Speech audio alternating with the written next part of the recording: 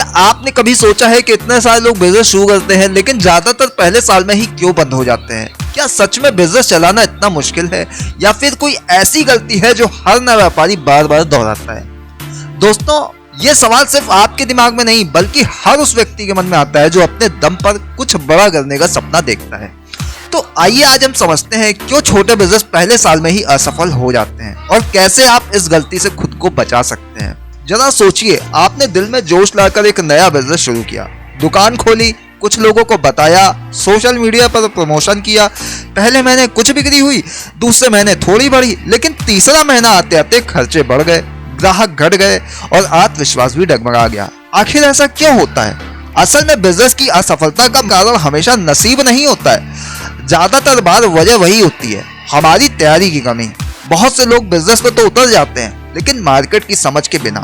उन्हें ये पता ही नहीं होता है कि ग्राहक क्या चाहता है, उनकी प्रॉब्लम क्या है और असल में उन्हें सॉल्व कैसे किया जाता है।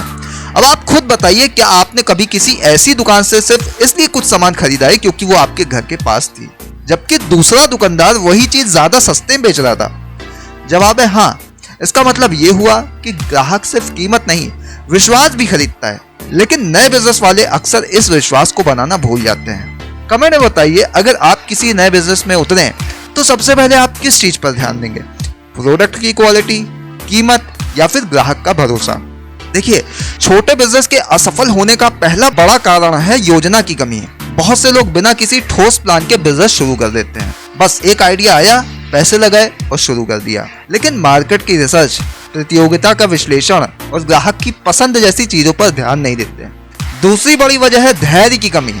बिजनेस कोई जादू की छड़ी नहीं है जो कल से ही मुनाफा देने लगे। शुरू के कुछ महीनों में सिर्फ सीखने और स्थिर होने में जाते हैं, लेकिन नए लोग 1-2 महीने में ही निराश हो जाते हैं और बिजनेस छोड़ देते हैं। तीसरी वजह है फाइनेंस की गलत समझ। लोग पूंजी को लेकर बहुत हल्के में सोचते हैं। मान लीजिए किसी ने 20,000 रुपए लगाए तो वो सोचते हैं अब हर महीने 5,000 रुपए बचने लगेंगे। लेकिन असलियत यह है कि पहले साल में तो सिर्फ निवेश लौटना भी मुश्किल होता है। यही वो दौर होता है जहां से ज्यादातर बिजनेस बंद हो जाते हैं, क्योंकि उन्हें यह पता ही नहीं होता है कि कैश फ्लो कैसे संभालना है। आप बताइए, क्या आपने कभी किसी का ऐसा बिजनेस देखा है जो पहले 3 महीने में ही बंद हो गया हो? अगर हाँ, तो वजह क्या थी? कमेंट में जरूर लिखिएगा। चौथी बड़ी वजह है सीखने की कमी। छोटे व्यापारी अपनी गलती सीखने के बजाय दूसरों को दोष देने लगते हैं। मार्केट खराब है, लोग भरोसा नहीं करते, कस्टमर सस्ते माल के पीछे भागते हैं। ये सब बातें बहाने बन जाती हैं, लेकिन सच तो यह है कि सफल व्यापारी वही होता है जो समस्या से कुछ नया सीखता है। एक और दिलचस्प बात, बहुत से बिजनेस इसलिए भी फेल हो जाते हैं क्योंकि उनमें मार्केटिंग की समझ नहीं होती है। बिजनेस से प्रोडक्ट अच्छा होना ही काफी नहीं है, लोगों को उसके बारे में पता होना भी जरूरी है। कई बार जो आप बेच रहे हैं वो सच में शानदार होता है, लेकिन अगर लोगों तक उसकी बात नहीं पहुंचती तो वो बिकता ही नहीं है। आज के दौर में डिजिटल मार्केटिंग, सोशल मीडिया और लोकल प्रमोशन की समझ बहुत जरूरी है। अगर आप इनका सही इस्तेमाल करना सीख लें तो छोटा बिजनेस भी बड़ी सफलता बन सकता है। कमेंट में बताइए, क्या आप सोचते हैं कि आजकल सोशल मीडिया से छोटे बिजनेस को तेजी से बढ़ाया जा सकता है? अब आते हैं उस बात पर जो सबसे अहम है, गलत दिशा में मेहनत। कई बार लोग बहुत मेहनत करते हैं लेकिन गलत जगह। उदाहरण के लिए, ग्राहक को जो चीज चाहिए ही नहीं उसी पर बार बार बेचने की कोशिश करना, या फिर पुराने तरीकों पर अड़े रहना।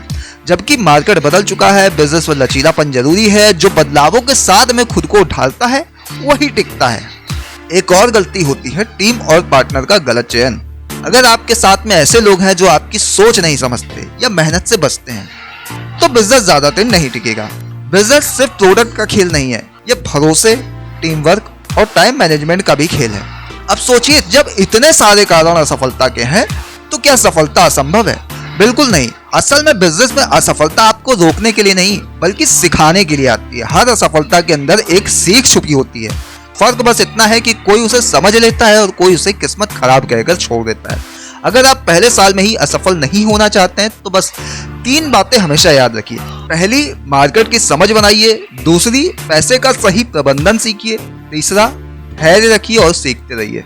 कमेंट में बताइए, आपको क्या लगता है, बिजनेस में पैसा ज्यादा जरूरी है या समझ? देखिए दोस्तों, बिजनेस कोई परीक्षा नहीं है जिसमें एक बार फेल होने के बाद मौका खत्म हो जाए। बिजनेस एक यात्रा है जिसमें हर गलती एक नया मोड़ होती है। जो इस यात्रा को धैर्य से तय करता है वही अंत में मंजिल तक पहुंचता है। आप किसी भी सफल उद्यमी की कहानी उठाकर देख लीजिए, उसने भी शुरुआत में असफलता देखी होगी, लेकिन फर्क इस बात का है उसने हार मानने के बजाय अपनी सोच बदली। तो अगर आपका बिजनेस पहले साल में संघर्ष कर रहा है तो डरिए मत, ये कोई अंत नहीं है बल्कि एक नई शुरुआत का संकेत है।